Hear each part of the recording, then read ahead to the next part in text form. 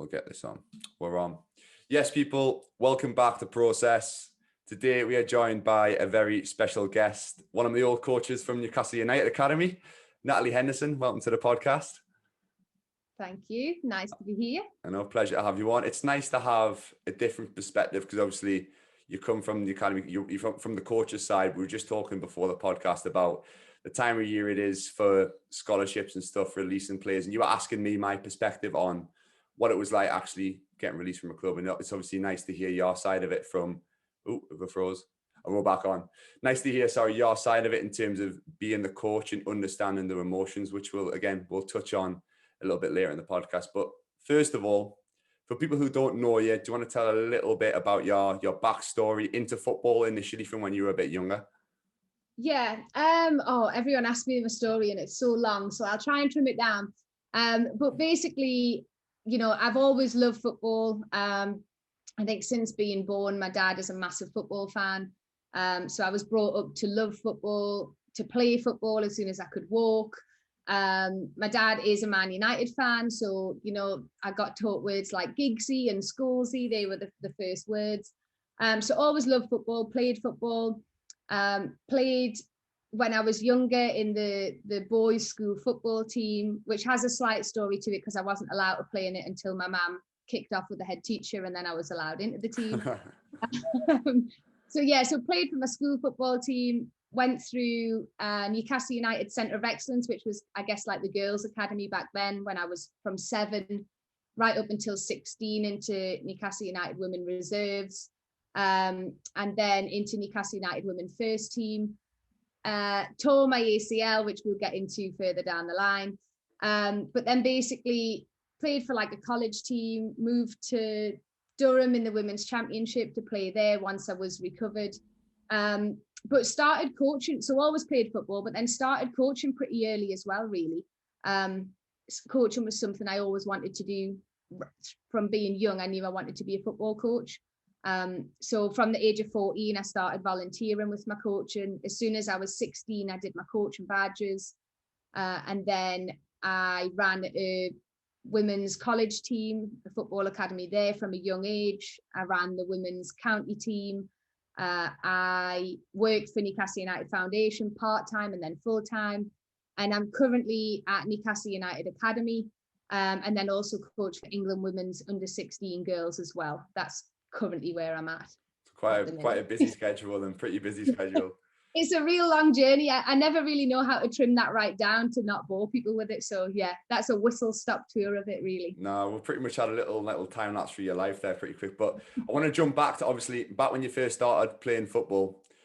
Obviously, I don't know what it was like back in the day, but women's football's obviously shot off recently in the minute. It's obviously a lot bigger than it was. What was it like when you first started being a female? So going back to school, was there much judgment or anything when you were younger? Yeah, I think so. I think it was nothing like what it's like now. I think women's football's come a really long way in a short space of time, which I think is really good. Certainly when I was younger, I was the only girl playing football. In my primary school, I mentioned before, I wasn't allowed to play for the team because it was just boys. And it was actually my mum that went into the school and kicked off a big fuss and, basically said, why shouldn't she be able to play football just because she's a girl? And I think the head teacher got a bit of a shock and threw me in there. And then once he realised I could actually play, I stayed in there, so it was fine. But I think, I was always the girl that played in the schoolyard with all the boys, and the rest of the girls were, over in the other corner skipping. And so it wasn't really, well known back then. And I guess the good thing was there was a girls' pathway. So very early, I think I started at Wallsend Boys Club. Again, one of the only girls, and then a coach from Newcastle United Foundation kind of scouted or spotted me and got me into the girls set up the Centre of Excellence there, as well as North Tyneside County team. And then I was fortunate enough to stay in that pathway with the girls. But it was certainly something when I was younger, there was no such thing really as you could be a full-time women's footballer. It wasn't really known. So it was very different to what it is now, and I think it's come a really long way now. It's it's so much better for young girls to go and play football, really. Mm-hmm. Yeah. Did you always think when you were younger, was it always going to be right? I'm going to be a professional football, kind of because there wasn't that sort of setup and that full-time football pathway for women at the time? Was there other things that you were kind of interested in? Yeah, so honestly, when I think back, I genuinely didn't think you could be a full-time women's footballer. I just, I think that back, when I was younger, I guess America was the place to go if you wanted to be a professional women's footballer. It wasn't known in England. So for me, I always just knew I wanted to be a football coach. And I think I only knew that through seeing a female coach at Newcastle United Foundation, or it was Newcastle Development Scheme back then. So she was called Lisa Bell, and from seeing her, I guess she made it possible to me if you can actually be a full-time football coach and be a woman.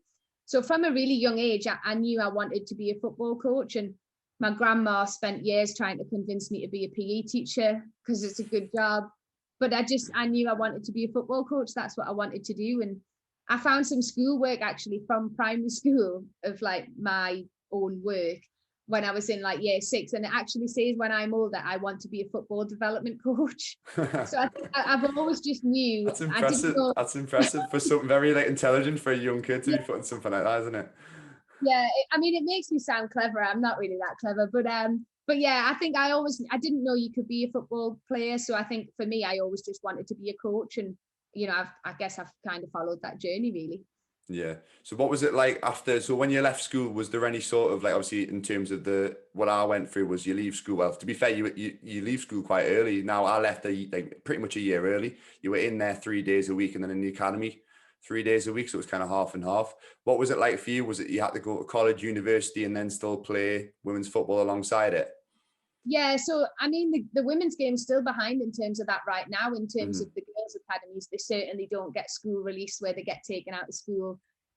So for me, you played school football at primary school, you played in the school football team at high school, and then I left high school and I went to a college which run like a women's football program alongside a BTEC national diploma, I think it was back then. So I did a sports development and coaching BTEC and played for the women's football team, and I was captain there for 2 years, and then I went to Northumbria University, but that was the time when I tore my ACL. So I was kind of excited to go to Northumbria to play football, but then I never ever got to play because of my injury. So was it right at the start of your first year, sort of when you got So the plan was actually when I was finishing college, when I was 17, 18, I wanted to go to America to play. That was the plan, and I was working with an agency to kind of get the wheels in process to go to America and play. And then that's when I picked up some, my ACL injury, and things just changed. It was almost like, I don't think I'm going to go to America now, so I'll just apply for Northumbria University, and I'm just going to have to go there. So yeah, when I went to Northumbria, it was, I couldn't do the trials, I couldn't play because I was on crutches with an ACL injury, so it didn't work out. What was that like for yourself? Was it tough? Were you kind of like, when you hear about football players doing the ACL, was it like a heartbreaking moment for you, knowing that maybe you couldn't pursue your dream in a sense of, I know you obviously wanted to be a coach, but going to America, was it tough for you mentally to deal with, or was it something because you knew you wanted to be a coach, it wasn't the end of the world for you? I think at the time it was really tough. And it was half my own fault, to be honest. I tweaked a ligament in my knee and was told to rest for 6 weeks. And I didn't rest because I love football and I wanted to play football, which was the biggest mistake. So I went on the pitch.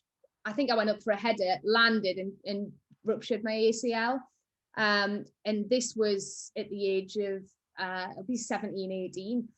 Basically, I went through, again, not like the men's game where you get private healthcare. It was through the NHS. So I waited a long time for an appointment. I got an appointment, and then they basically said some athletes can play without an ACL, and they think I might be that type of athlete. Right. So I didn't have an operation. I did 6 months of like rehab with the NHS. And then after the 6 months, I was kind of ready to go and play again. Went on the pitch, my first game, planted my foot to receive the ball on my back foot and totally ruptured it again. So it went again, and then basically I had to wait. I was on a 6 month waiting list for an operation. then I got the operation, and then it's like, 12 months until you can go back to contact sport. Again, all my rehab was through the NHS, so it was just once a week, nothing, major like what you would get now, really. So I was out in total for 2 years of football. Really, I missed all of my university football, and at the time it was really tough, that feeling of being left out and watching the girls train and me being on the sidelines doing some rehab stuff, and it was so frustrating. But when I look back now, I always try and think everything happens for a reason, and I think when I look back now, it allowed me to delve into my coaching so much more. So it was kind of a blessing in disguise, although I didn't think that at the time. And, that's where I guess my coaching really took off, really. When I went to Northumbria Uni, I got a phone call from the college I had been at asking, would I come and run the women's academy? And for an 18-year-old young coach with no experience, that was a really big thing. But I guess that's how you learn your trade, really, is being thrown in there and experience it. So it was tough, but I think everything happens for a reason, and it turned out all right. Yeah, as you can tell, you've got that mindset where, like, whatever bad situation, whatever situation happens, you can always make the most out of it, which I think a lot of people, especially when they get the injuries, especially full-time footballers, they kind of just get their head down and they kind of lose their head for a few. It takes them time to kind of build themselves back. Oh no, their focus is getting back fit. However, you've kind of seized the opportunity to look at your coaching. Like, similar, that's what ended up happening to me when I had my knee injuries in Newcastle. I'd done my level 3 PT and always had an interest in that, and it kind of allowed me to explore that interest. And I'm thankful in a sense for that happening. But again, you'd never know what could have took you on a different path if you weren't injured. You can never know, but all you know is that you've done the best that you can, obviously, in whatever situation that you've got, and took it forward, and obviously took it into your coaching. Yeah, definitely. Yeah, I was going to say, it looks as in, like, especially for women who are playing football, it's a lot tougher path if you want to pursue it to the top level. Obviously, when you're a lad who's playing football, you get scouted or whatever it is, and then you, like I said, for that, in my situation, you leave school early, and then you're in a full-time apprenticeship. You don't have to work. You do a little bit of college work, but it's not too bad for 2 years. Whereas you probably have to go out and work. You're doing your university studies and stuff, which, again, on the flip side of it, I think it's probably been a positive for you in your case, because you've always had that to fall back on.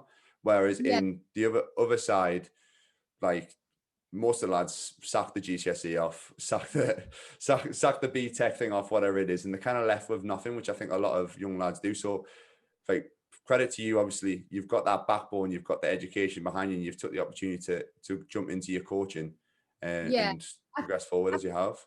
Yeah, and I think that you spot on in terms of, I've got probably a very different experience. Certainly working in the academy now, I have a totally different experience to a lot of the coaches that I work with.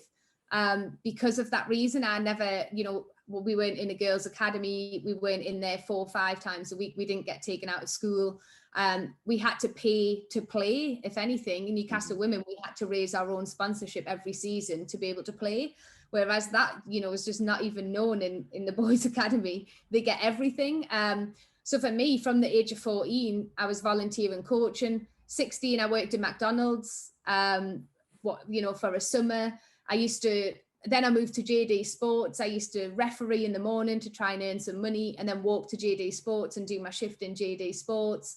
And then it was only when I went to university, really, that at the age of 18, that I started to get work in football. So, everybody sees like this career or this coach now, but actually, I used to work at McDonald's, JD Sports, referee. My time with Newcastle United Foundation was the foundation of my coaching, in terms of, going to a session where you think it's a normal football session, and you go there and it's disabled children and they're in wheelchairs, and you've planned a football session and they're in a wheelchair, and you've got to adapt, and just things like that those like key skills, really, you don't realize you're getting them at the time, but it was just a totally different experience. And I think when I first went into the academy, I was like shell shocked with what the boys got. I remember seeing the under 18s, the kit man coming in with boxer shorts. Pumping. And I was like, they get the boxer shorts for them. Like, and they get their kit laid out. And honestly, it was, for me, I just couldn't get my head around it, because for us girls, we always had to, raise money to pay for our kit. And if I lost my jumper, my mum would have to pay for a new jumper, and I'd be in big trouble because my mum couldn't afford to pay for a new jumper. Whereas the boys, they lose a jumper, they get given a new one. So it was just, yeah, they were totally worlds apart in terms of my upbringing and then what I now work in, really. Yeah, you can tell you've had from obviously the struggles and stuff. Well, I say the struggles, but what you've been through in terms of having to be able to work and stuff to go and fund your football. It's it's taught you a lot of life lessons, which I think a lot of young lads who are in the academy setups don't get to learn. I wish, like, there's one thing that I would say to young lads is that I wish that I kind of had I had to do some sort of part-time job or do something, even like my first few years in the academy, just to learn that life experience and realize, right, this is what real life is. This is the bubble that you're in at the minute. Like there's a difference, and what you've got at the minute is like you are pampered and everything is done for you. And you can obviously see in terms of the women's side of the game, the women who are continuing playing the game must have such a big passion for it because obviously they're having to work a little bit extra, like a lot harder, to be fair, compared to the lads who are getting a lot done for them. And I don't want to say it, but there might be a few lads who do get these scholarships and professional contracts who maybe wouldn't have done it if they had to pay for it rather than get paid for it, if you get what I mean. Maybe they like the lifestyle in a sense, they like things getting done, because it is a very nice lifestyle. Everything, your breakfast is made, even at like 16-year-old. I was going in, breakfast was made for me, lunch was made for me, all the training sessions were done. You've got a nice facility, nice showers, like and you're getting paid for it. And it's not bad money for being 16, 17 years old as well. Whereas on the flip side, it's literally the complete opposite for like yourself, the way that you kind of went into the game. Yeah, no, exactly. I mean, I had to work in McDonald's for a full week to get what you got on a scholarship. So flipping burgers wasn't as fun as running around playing football and getting paid for it. But yeah, I think they were a million miles apart, really. But I think that's helped me in a way of those life lessons. And that was one of the things when I went into the academy. You know, when you go to school and you get put on work experience, that was one of the things I couldn't get my head around, of why do we let the boys come here on work experience when they get the privilege of this every week anyway? That's our one opportunity to send them to Tesco, McDonald's, a building site for them to see what the real world is like. And I think it was almost like a cop out, like, don't let them come here for work experience because they get this anyway. So there was just some things that it took me a long time to get my head around, really. But it's all learning. So yeah, doing them other things will humble you. Like what you've been through will humble you. And I've noticed that now, stepping out of, like we talked about, the bubble of like academies and Premier League setups and stuff, coming out of it, even going to play at like lower levels, still in football, but going to lower levels, it humbles you a lot. And we talked about it before the podcast. And the things that I've learned is even at the lower levels in football, your non-leagues, you even like conference, but National League, League Two, League One, like people are fighting for contracts year in, year out. It's like 1-2 year contracts, unless you're lucky and you get a longer deal. So there is that stress of actual, like there's pressure on life. Whereas when I was 17, 18, 19, even 20 in the bubble of Newcastle, financial worries and stress about what was going to happen next year wasn't really in my mind, because I thought everything was going to be done for me as it had the previous 4 or 5 years. So, again, I said when I left Newcastle at 21, and the journey that I've been on has taught me that life isn't like that, but you don't realize it until you step out of the bubble. Whereas like yourself, you've been through the experience, you've kind of done it in reverse. So you've had that experience beforehand. And then if you do make it professionally, and you do it that other way around, it's probably going to taste a lot sweeter rather than having everything done for you going up through the ranks. Yeah, absolutely. And I think we said it before, that's the best way to describe it, is it's like a bubble. That academy football, that professional environment, it's like a bubble. And it's not until the players get exposed to the outside world and they realize what it's like that is not necessarily reality.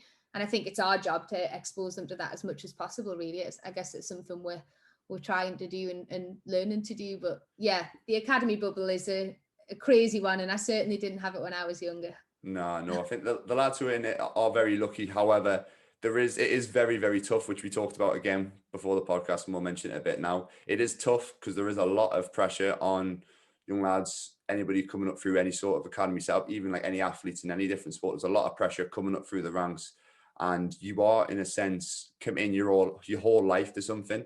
Going to training 3 or 4 times a week, giving up your weekends to go and play football.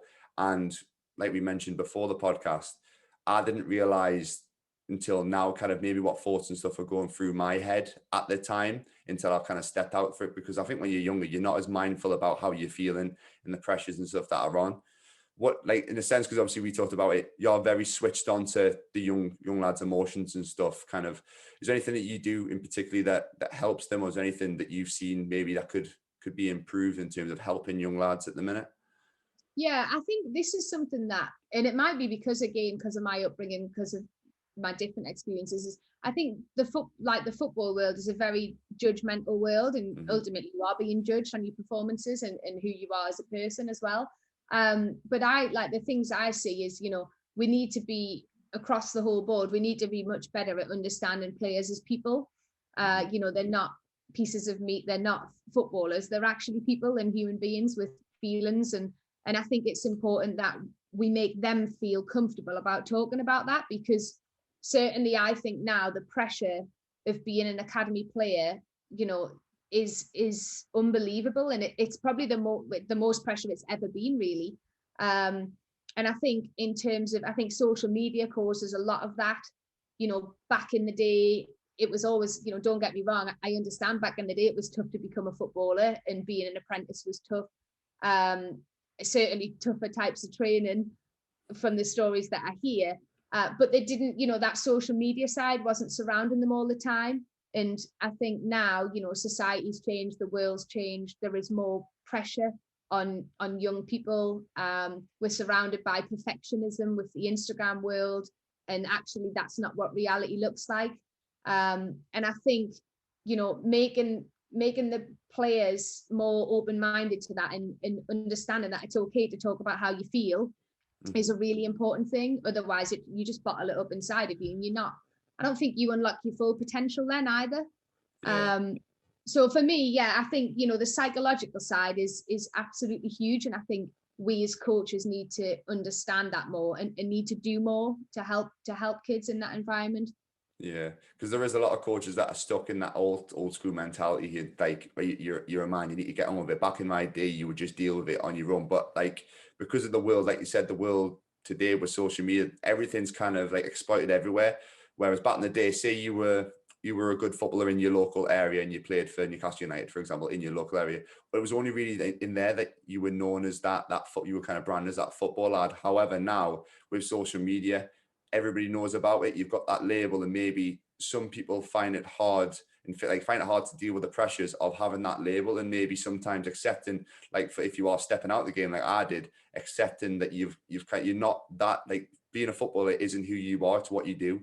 It's not like it's just your label, and just forgetting that, like, football can be a life, but it's not everything around you. Obviously, you've got your family and friends, you've got other things outside of it, and just because one day you might have a bad game or something like that, it doesn't mean it's the end of the world. It's about obviously just going in the next day, putting the work in, thinking about what you've done well, what you could have done better, and just moving on from it. And I think when you're young, you do beat yourself up a lot, and you, like you said, you do bottle things in. Like, I'm even having trouble trying to get stuff out of my 20-year-old brother, never mind like 14, 15-year-olds who you bottle it up. And like I mentioned before, you aren't as mindful about how you feel in yourself.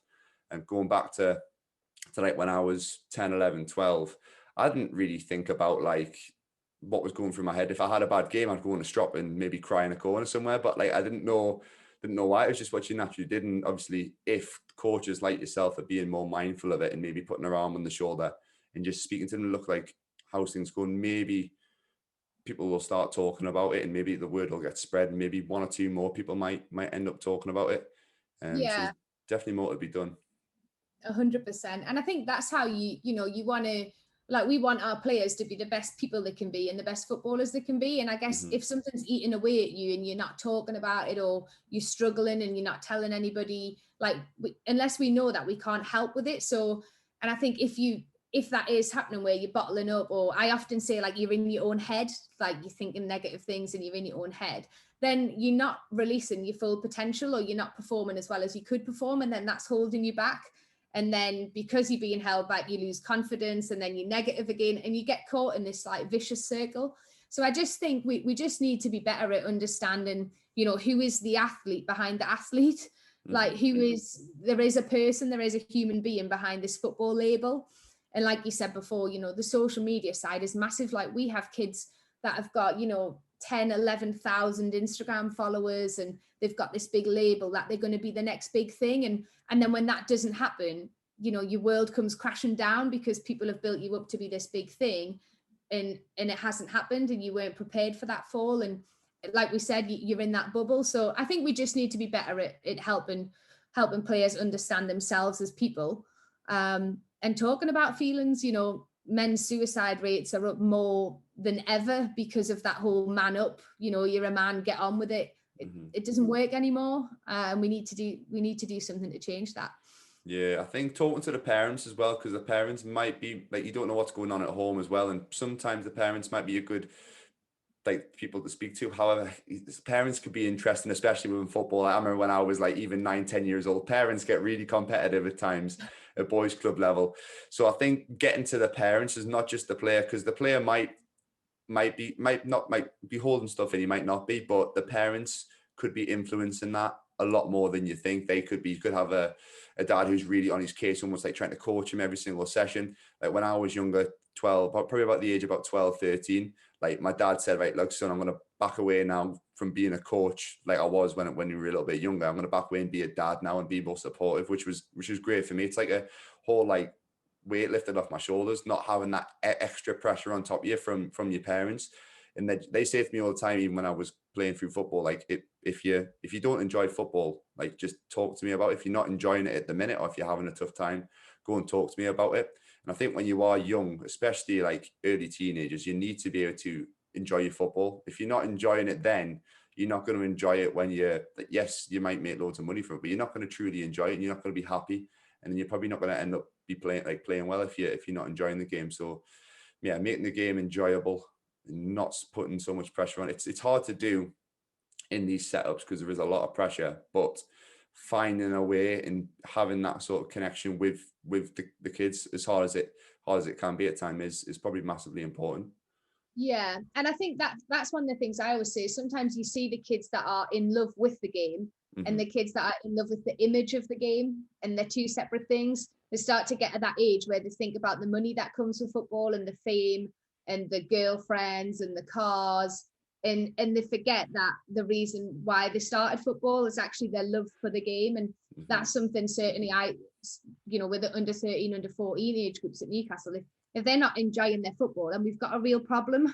Because if you're not happy as a 13 and 14-year-old boy, then you shouldn't be here, in my opinion. I think life's too short to be unhappy for anybody, but certainly when you're a kid, if you are unhappy, then we have a real problem. And I think that's the test of academy football now, is how do we produce players but make sure they still love the game? Because that's important. I know, because I think there was a statistic, I think it's, if I remember right, I might be wrong, I think it's 0.012% of players who come through the academy, come through setups, actually make it professionally. Something like that. I think it's like 3 in 25,000 or something like I think it's around that anyway. But yeah, like the reality is most kids aren't going to make it. And if you're playing football, you're still trying to make it and you don't enjoy it, you're probably going to get, like, the chances are you could get your heart completely broken because of it. However, if you do have a passion for something, you're going to still keep on playing in whatever that level it is, whether it's Championship, League One, League Two, even if it's like Northern League up in Newcastle, like whatever it is, you're going to still be enjoying the game. At least you're actually getting something from it and you're playing it for enjoyment rather than just because of the image, and you're trying to hold on to that image for one last time. Like, oh, I'm still going to make it. And you're nearly 30 years old and you still got the dreams of making it. You might still make it. However, I do feel there's a lot of lads around my age that do still like hold on to that dream. So it's kind of being realistic with young kids, but also not killing the dreams, because that's the last thing that you want to do, is kill a young lad's dream. So it is a very, very tough kind of balance to get. Fair play to you coaches who obviously to do that, because I'm still trying to figure out a way how to do it, how to get my head around it. It is very tough. It's very tough. Very tough. Yeah, another thing I was going to mention as well is, I don't know if there'll be any young footballers listening who are around like 12, 13, 14.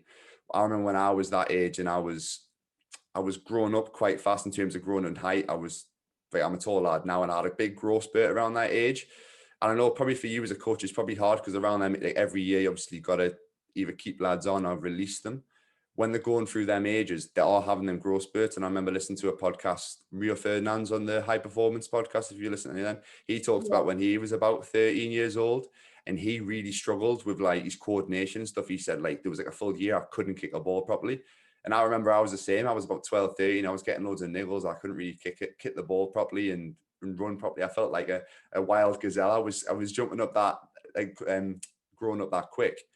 Like, lads are probably going to get frustrated, maybe get down. They might drop the confidence a little bit around their ages. But just like, if any of them are listening, I don't know how young people listen to podcasts these days, but just keep on like grinding away and keep on going, because I think it will get a little bit better. And just believe, like, trust the process is one thing that I'm big on. It's probably hard for yourself being coaches, having to either release players or get rid of and keep on players at that age when they're around that growth spurt, because I've heard it before for goalkeepers, like, they're not getting kept on because they're not tall enough. Whereas 3 years later, they're 6'5" and they're going to playing elsewhere. So it's a very tough kind of balance in terms of that aspect. I think that's those ages for me are like critical years in any academy, really, those 12, 13, 14, because they go through so many changes, like the physical changes, like what you said. Obviously, they go to like high school at that age, so the whole social dynamics of their life changes an awful lot as well. There's more pressure on them because contracts at the academy are now 2 year. You're fighting for like a 2 year registration instead of a 1. We obviously trialists coming in at that age group as well. It's kind of like, oh, there's a new player coming in. And so there's all sorts going on. And I think that's where we need to be as coaches. We need to be really skilled and we need to be really knowledgeable on that. And we need to understand that and take that into consideration. I think one of the good things now is obviously data and technology has moved forward very quickly and at a very rapid rate, and that, for us, we get the luxury of, you know, getting this data of how tall we think the boys are going to be, what's the predicted height, when are they going through that big growth spurt. Because if I had a player going through that period of growth, I might make him a target player in one of the sessions and try and just reduce his load a little bit because we know he's going through those changes. So I think that's where like data and technology is really helpful now, because we can kind of see when they're going through those stages. So we're mindful of that and we can try and manage that a bit better. But certainly, you know, what you said is so right. Those ages are critical because there's just so many changes and so much going on.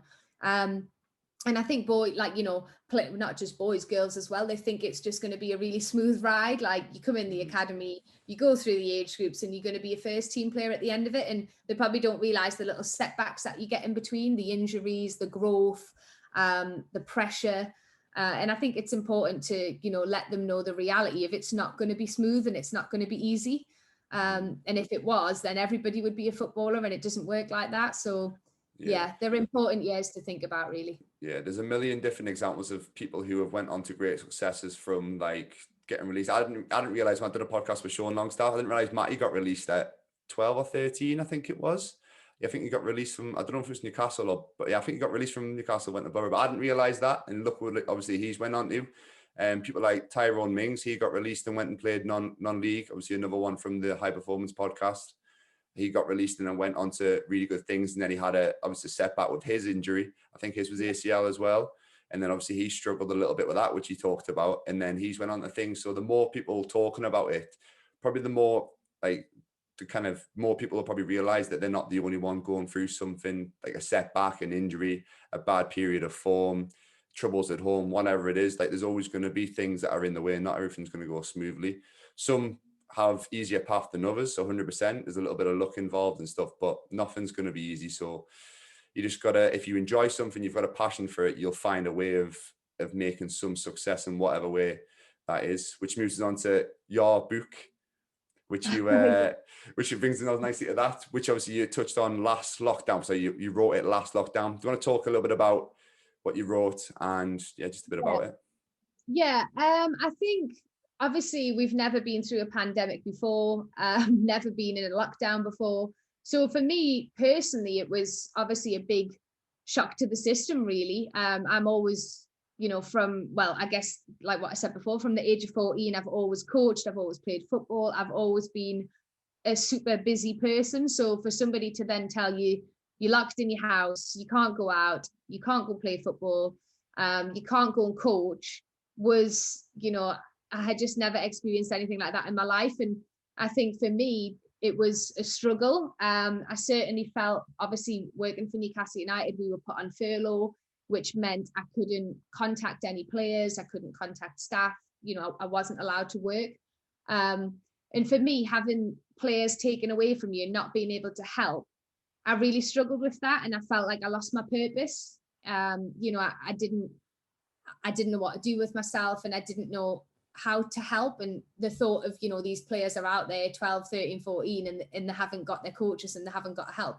So I guess the idea came from that, really, in terms of it would be great if I could lock something in one place that I've learned about academy football, international football, about people, lock something in one place and give it to a player that's going to help them, regardless of whether they've got a coach or they haven't.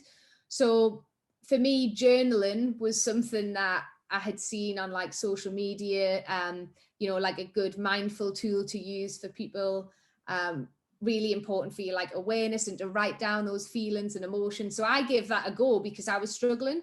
And that's where the idea came from, really. I was almost like, I know you asked me if it was like a spur of the moment, and it probably was. It was like, imagine if we could put something like a journal that you fill in about your feelings and brings that, you know, that emotional self-awareness, and also mix it with football.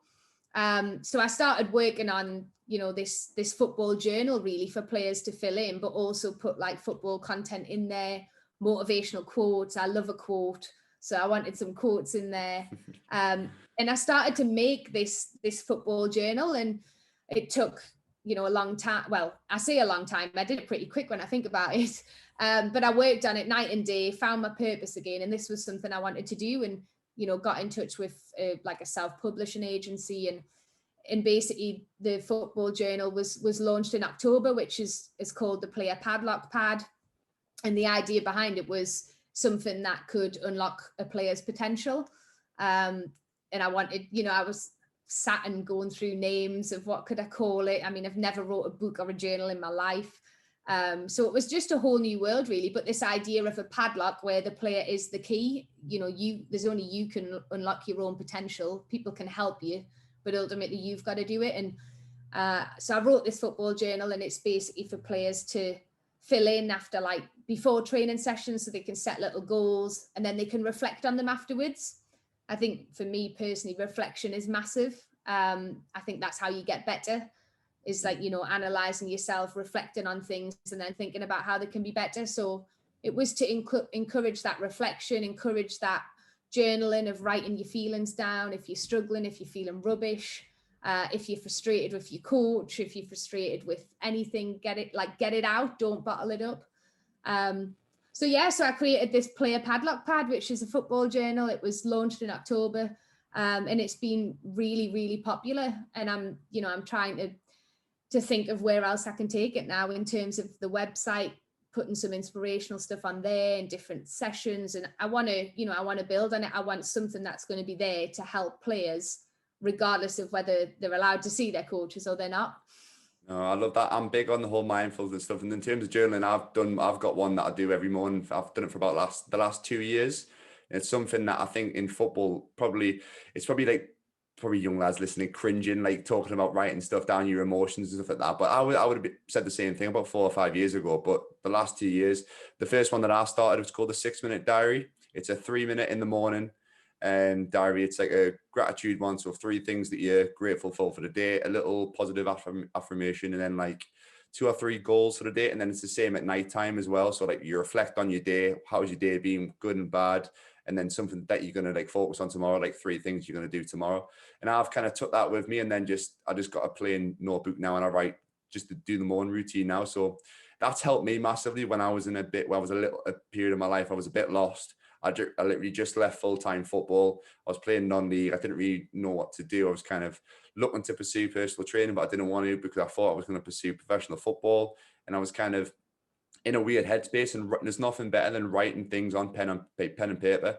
Like you can type stuff on your phone. You're on your phone all day and texting people. You don't want to be writing your emotions in the notes on your phone and typing stuff. There's nothing better, as silly as it sounds. There is a difference just writing pen to paper and getting your emotions out. And you never know where it could take you.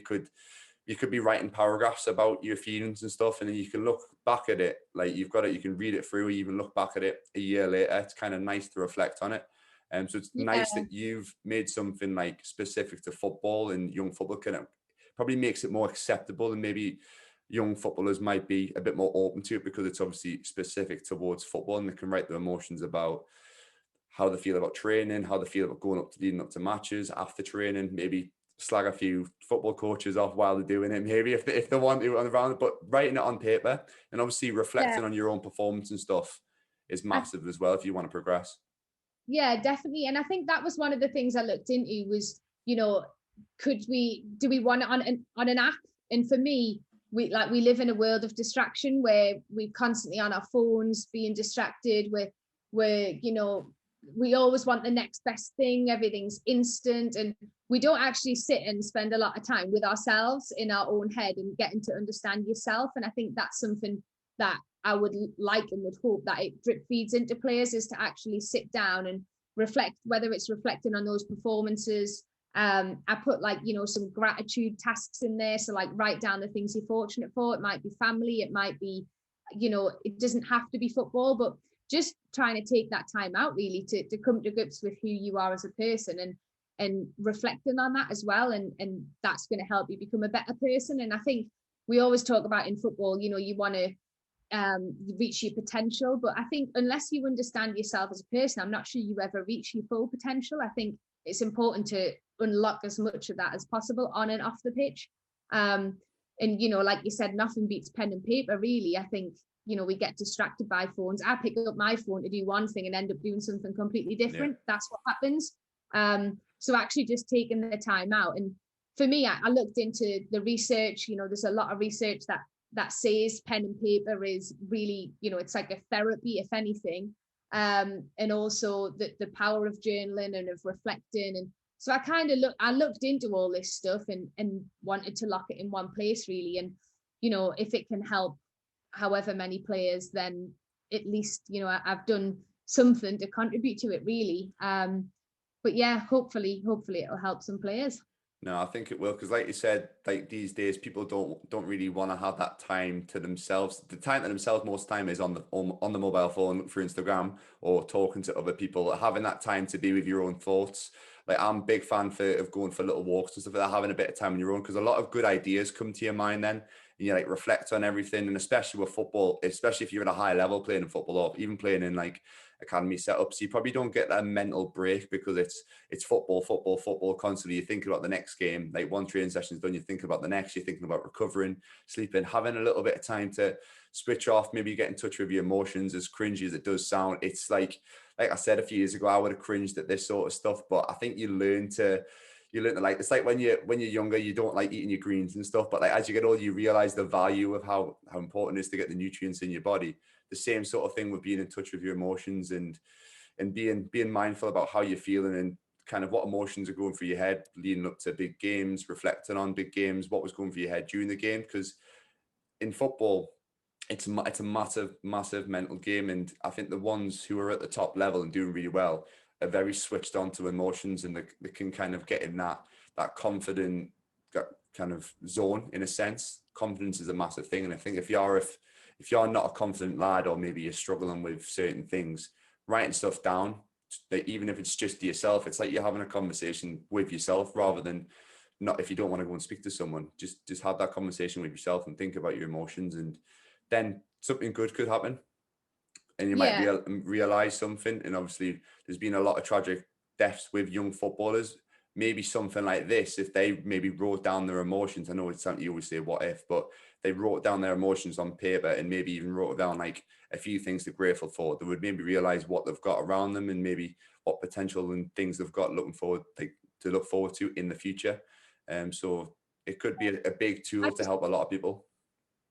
Yeah, and hopefully it does. And I think it's not, I think you think the same as me in terms of like, it sounds like the cringy stuff and it sounds like the like I sometimes say, like the soft stuff, the fluffy stuff.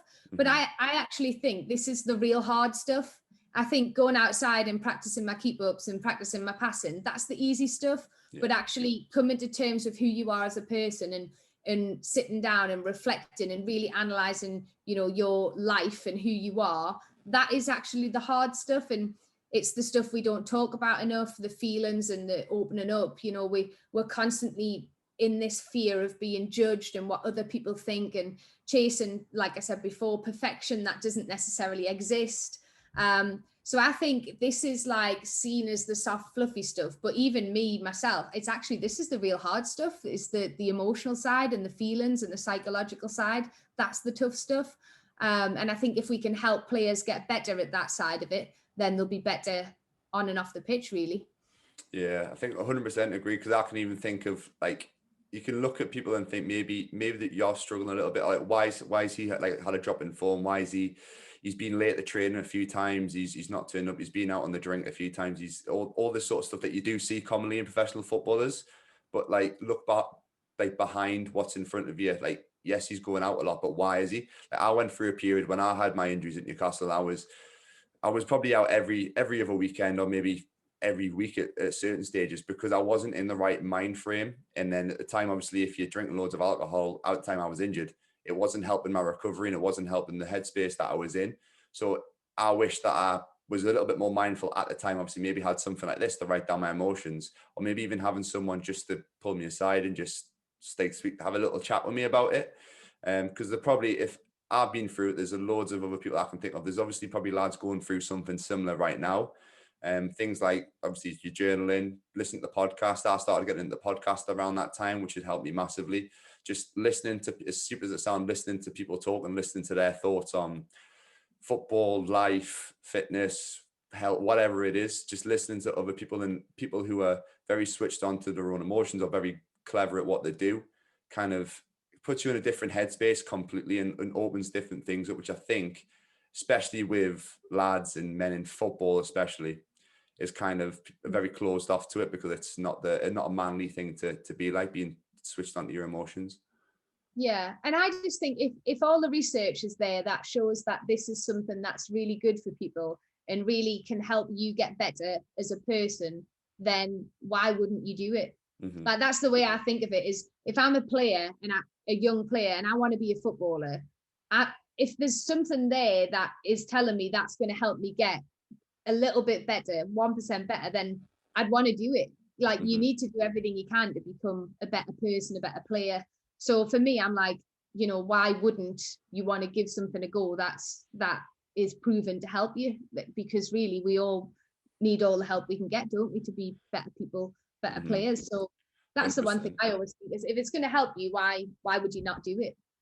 I know the amount of successful people that have these routines and these rituals, and probably do have gratitude journals, or listen to podcasts, or reading's another one that people are it's kind of looked up on. I remember when I was at Newcastle and I seen Shola Almiobi with a book, and I was like, what's he doing reading a book? I mean, when I was like 16, 17 years old, footballers don't read books. We don't do that. But he's a very knowledgeable guy, like switched on again, probably with age and experience and different things that he's been through. He's probably learned to be more in touch with emotions, but it does sometimes take tough periods of time in your life or something to kind of flip that. But if we can kind of educate young footballers on the subject, maybe it won't take that kind of dramatic thing in their life to happen. Maybe they'll just come onto it naturally and understand that it's viable to invest in these things, invest in your own knowledge, podcasts, books, journaling, whatever it is.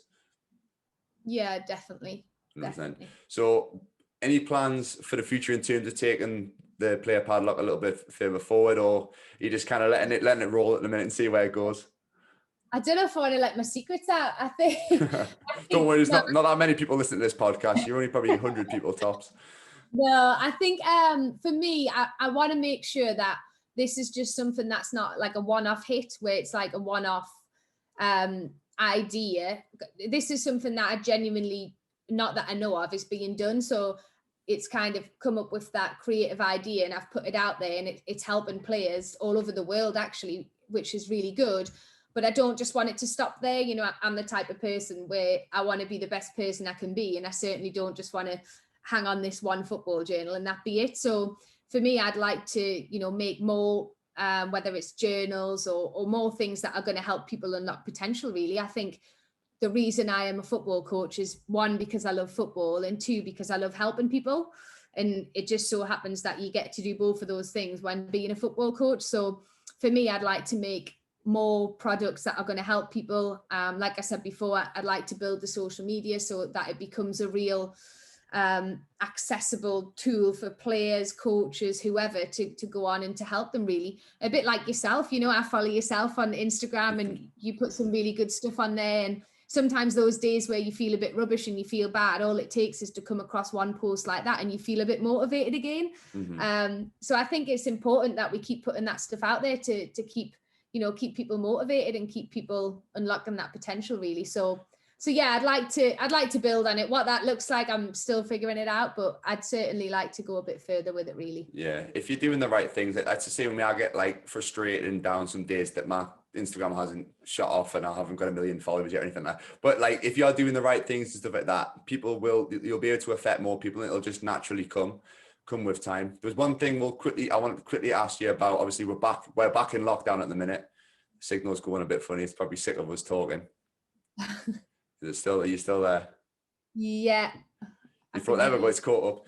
Yeah, I was going to say, obviously, we're back in lockdown again. You wrote your Player Padlock Pad in the last lockdown. Is there anything that helps you? Obviously, there'll be a lot of footballers at the minute who are also in lockdown and won't be able to play the game.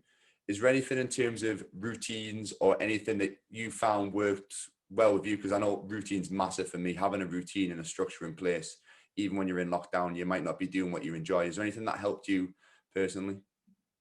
Yeah, I think that's something I really struggled with in the first lockdown, and I'm trying to be a lot better at in this lockdown, is that routine and structure. I felt like that was taken away from me, and I really struggled with that. So for me, I'm trying to, you know, to do the stuff I'm almost promoting with the Padlock Pad, really, in terms of looking after myself. So whether that's going for a little walk to clear my head, whether it's listening to a podcast, I always feel like I've been a bit productive if I've listened to a podcast. Reading, and just finding ways to keep ticking over, and, you know, to be better. I don't often watch junk TV or rubbish TV. I often will watch stuff that are going to help me get better, or even if it's a film, I find myself writing quotes down out of random films that I can use somewhere else. And so I think in terms of structure and routine, I'm trying to I'm trying to do like 5 to 10 minutes meditation in the morning, because I know that helps you. I'm trying to write little plans for the day. The other day I get to a point where I feel like I haven't done anything with my day because I've been stuck in the house. So the other day I actually wrote down at dinner time everything that I had done in the morning. And when I looked at the list, I thought, actually, I've done quite a lot. I've did some good stuff. Because I feel like when you're in the house, sometimes you feel like like for me, I feel like I'm wasting time, like I need to be doing something to make us better. And I get wound up that I don't think I've done much today. And then actually it's not until I look back, I thought, actually, I've done quite a lot today. So just little things like that I'm trying to, get to grips with, really. But certainly like exercise for me is a massive one. I'm still making sure that I'm exercising every day and doing something, whether it's a walk, a run, a home workout, but just keeping the mind fresh, really. Otherwise you end up feeling down in the dumps and a bit unmotivated. Yeah, I think when people lose the routines, especially in lockdown, that's when it's kind of a downward spiral. And I think you can flip it the other way around. When you start doing like one productive thing, whether it's getting up early and doing a bit of meditation or a workout or whatever it is, like I always like to start my day with something productive, and that kind of just flips the switch. Like I'm a big fan of cold showers as well, because I hate doing them, but I know it wakes you up as well, gets you going, and that's my routine at the minute. Get up, cold shower, and then I'm doing my workouts and stuff in the morning just to get the productivity kind of started and get you feeling good. So starting your day like that, and I think lockdown's a great opportunity for any young athletes who are listening to work on your mindful side, or work on other things that maybe you don't have time with, whether it's writing a book like yourself. If something comes to mind, like you have a spur of imagination, do it. That's what the podcast was for me last lockdown. It was a thing that I've always enjoyed doing. A little spur in my imagination, right? I'm going to order a mic, right? I'm going to message this person to get on the podcast, and just do it and make a start of something. Could be working on your mobility. That's something I started working on my last lockdown. Again, that can help any young athletes out there as well. Just little things that you wouldn't, like I said, normally have time when you are full-time training or full-time working, whatever it is. If you're at home, work on different things that you wouldn't normally have time to. So make the most of the time. Be productive. Definitely. Did you have a look at the last 3 questions that I've been asking everybody on the podcast? They're quite tough ones. If you do, because somebody asked me them the other day would caught me off guard, and I just went, this is a tough question actually. So first one, 3 people you'd like to invite round for dinner or coffee. It can be past or present, anybody you want. They're really hard questions, these. I think I can go like big celebrities, can't I? Like really you can go anybody, yeah. Yeah. I am, whoever's listened to any podcasts I've done before, I am a huge Beyonce fan. So I'm definitely inviting Beyonce around for coffee and just, how you can become the queen of the world, really. So she would be one. I think Cristiano Ronaldo is definitely going to be another one, because I think when we talk about footballers and we talk about the image of the game, the real footballers that get me are the ones where they can earn all the money in the world and they still get up and they still want to be the best. And I think Cristiano Ronaldo is, massive for that. He could have, sat in a comfort zone years ago if he wanted to. And he just the way, his psychological motivation for himself is unbelievable. He doesn't need anything else in the whole world, and yet he's still determined to get even better. So he would definitely be one. And then I'm a massive fan of Pochettino. So I've kind of gone a mix here, haven't I? I've gone like pop star, I've gone football player, and then I'll go football coach. Conversation between Beyonce and Pochettino. That would be an interesting one. Yeah. If we could get them 3 in the same room, that would be great. But yeah, Pochettino is, I read his book, and he is everything that I relate to as a coach, really, in terms of his football philosophy, and he's really big on like people and knowing them as people and as humans, and he's quite emotional, and I really relate to that type of person. So to get him round for a coffee would be pretty good. They would be my 3, but I could have went on and on. It's a pretty solid 3, to be fair. Go on the next one. 3 people you want to, obviously, because I'm fitness based, it can be training wise in terms of gym or football wise. 3 people you want to train with. Right. Well, I think obviously Brendan Pearson has to be on there. Just there we go. Because, he's in there, and I do think you put some really good stuff on social media. I follow that, and I think what you're doing is brilliant. Certainly coming from like a football background as well, it's really refreshing to see. So yeah, I'd like to obviously beast you with my press ups and stuff. That would be good. Who else would I like to train with? I kind of want to throw Ronaldo in there again, just to. Yeah, I'd love to see. I want to see how he trains. I want to see what his routine is, isn't it? Because he's in ridiculous shape, but how he maintains that with the amount of games that he has to play as well. I'm interested. Yeah, definitely. He would have to be in there in terms of his his mentality and the way he trains, and how much does he do. Because we get a lot of, sports scientists now saying, the players can't train any more than this is their maximum. But does Ronaldo actually listen to that stuff, or does he just train as much as he wants to train? Yeah. So that would be interesting. And then a third one, I'm struggling for a third one. Who would I want to train with? I do like my personal training. I do like a lot of, I do CrossFit or like functional fitness stuff. Yeah. So maybe like, I don't actually know any professional CrossFit athletes, but maybe I'd like to train with someone like that. Yeah, there's a few. They're all from Iceland. Most of the women's one, I think. I can't say it. I would say a name, but I'll butcher a name. Sigmund's daughter or something like that. That's probably not a name. People who are into fitness will probably be laughing at me now. But there's a few. There's a one from Sheffield as well, who's a woman athlete. But yeah, they're absolute beasts. The women there are absolute beasts. I've never seen athletes like it, to be fair. Go on, and then the last one thing you'd say to yourself 5 years ago.